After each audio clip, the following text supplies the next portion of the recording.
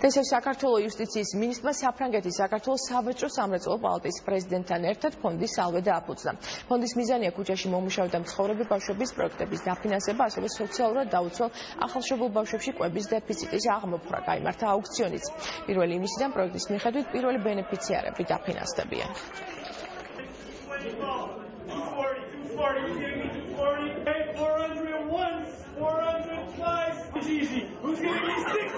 სალვეს მიზანია, რომ ქუჩაში მომუშავე და მცხოვრები ბავშვებისთვის შექმნეს პროექტები და დააფინანსოს ისინი, რომ ეს ბავშვები ერთხელ და სამუდამოდ იქნენ ზრუნველობის ქვეშ აყვანილნი და ნელ-ნელა და სამუდამოდ გაერიდონ ქუჩას და შეიძინონ ის ადგილი, რომელსაც ქვია ოჯახი.